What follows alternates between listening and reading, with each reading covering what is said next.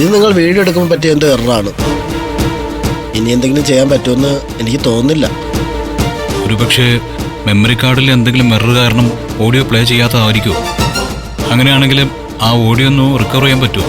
അതിനുള്ള ഫെസിലിറ്റീസും എക്യുപ്മെന്റ്സും ഒന്നും ഇവിടെ ഇല്ല സാർ. പ്ലീസ് എന്തെങ്കിലും ഒന്ന് ചെയ്യാൻ പറ്റുമോ നോക്കൂ. ഞങ്ങളുടെ മെയിൻ സർവീസ് സെന്ററിൽ കൊടുക്കുകയാണെങ്കിൽ ആ ഡിസ്കും മെമ്മറി കാർഡൊക്കെ അവർ ഓപ്പൺ ചെയ്യും. സൗണ്ട് റെക്കോർഡായിട്ടുണ്ടെങ്കിൽ റിക്കവർ ചെയ്ത് തരുകയും ചെയ്യും.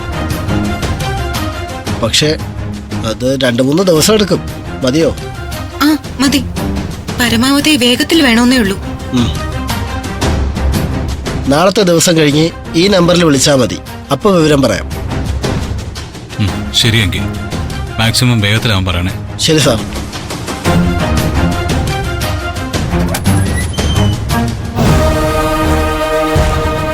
എന്തോ കഷ്ടകാലോ അല്ലെങ്കിൽ ഇങ്ങനെയൊക്കെ സംഭവിക്കോ? നീ കയറി.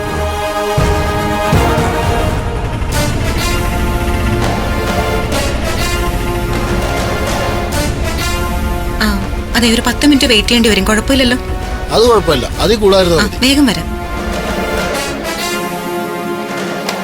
ഇവരിവിടെ ഇല്ലേ? പൂട്ടിയിട്ടിരിക്കുകയാണല്ലോ. മായ ഒന്ന് വിളിച്ചു നോക്കാം.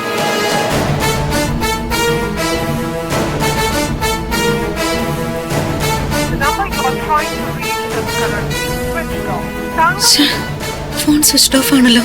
പോകുന്ന വഴി എല്ലാം തടസ്സോ. ഇനിയിപ്പോ തിരിച്ചു പോവാം, അല്ലാതെ എന്ത് ചെയ്യാന്?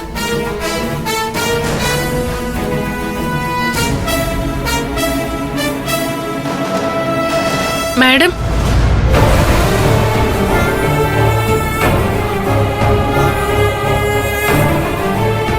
എന്തു പറ്റുമായോ? മുൻവശത്തെ ഡോറ് പൂട്ടിയിട്ടിരിക്കുകയാണല്ലോ. ആ CKCയുടെ ആൾക്കാരെ പേടിച്ചിട്ടാ.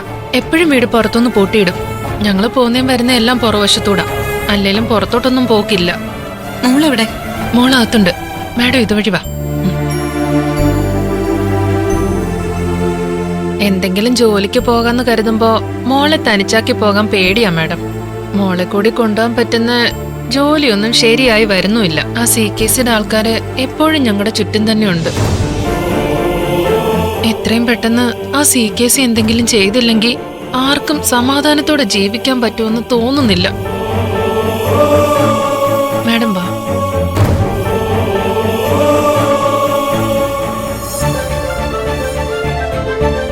മോളെ, മോളെ പൊന്നു, ഇതെവിടെ പോയി ആള്? മോളെ, ആന്റി ദേ വന്ന് കയറിയതേ ഉള്ളൂ. മോളെ കാണാതായിട്ട് വിളിച്ചതല്ലേ? ഞാൻ അകത്തിരുന്ന് പഠിക്കായിരുന്നു, അപ്പോഴാ ആന്റിനെ വിളിയിട്ടത്. ആണോ? പിടിക്ക്, മോൾക്കുള്ള സ്നാക്സ് കേക്കും ബിസ്ക്കറ്റും ഒക്കെ ഉണ്ട് കേട്ടോ. എന്തൊക്കെ പറഞ്ഞാലും ഇവളുടെ അച്ഛൻ ഇവിടെ ഉള്ളപ്പോ ഇവിടുത്തെ പലഹാരപാത്രം ഒഴിയില്ലായിരുന്നു. ഇപ്പൊ ആ ജോലി മാഡം ഏറ്റെടുത്തേക്കുവാ. അതൊന്നും സാരമില്ല മായ, എല്ലാം ശരിയാവും. ആ അതിന്റെ ഒരു കാര്യം ചോദിക്കാൻ കൂടി തന്നെയാ ഞാനിപ്പോ ഇങ്ങോട്ട് വന്നത്. മാഡം ഇരിക്കേ. വാ മോളെ, ഇനിയേ പിന്നെ പഠിക്കാം.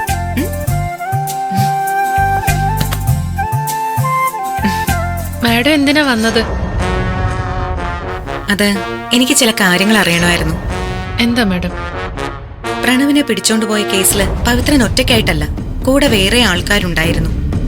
അവരുടെ ആരുടെയെങ്കിലും ഡീറ്റെയിൽസ് മായയ്ക്ക് അറിയോ? എന്നുവെച്ചാ പേരോ അവരുടെ സ്ഥലവോ മറ്റോ? അറിയോന്ന് ചോദിച്ചാ അതിലൊരുത്തിനെ എനിക്കറിയാം.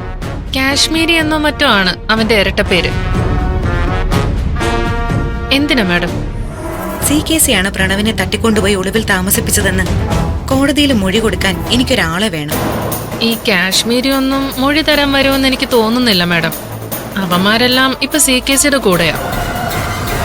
എങ്കിൽ പിന്നെ അവന്മാരെ അന്വേഷിച്ച് കണ്ടുപിടിച്ചിട്ട് ഒരു കാര്യമില്ല. CKCക്കെതിരെ ഒരു പെർജറി കേസ് ഫയൽ ചെയ്യുന്നതിന് വേണ്ടി ഞാൻ പല വഴികളും നോക്കി. പവിത്രനെ ഞാൻ ജയിലിൽ പോയി കണ്ടിരുന്നു. അച്ഛനെ ആന്റി കണ്ടോ? എന്നിട്ട് എന്ത് പറഞ്ഞു അച്ഛൻ? അച്ഛനെ മോളെ കുറിച്ച് അന്വേഷിക്കാനല്ലേ സമയമുള്ളൂ. മോൾക്ക് വേണ്ടതെല്ലാം വാങ്ങിക്കൊണ്ട് കൊടുക്കണമെന്ന് ആന്റിയോട് പറഞ്ഞു. അച്ഛൻ സുഖമായിട്ടിരിക്കാണോ? എനിക്ക് അച്ഛനെ കാണണമെന്നുണ്ട്.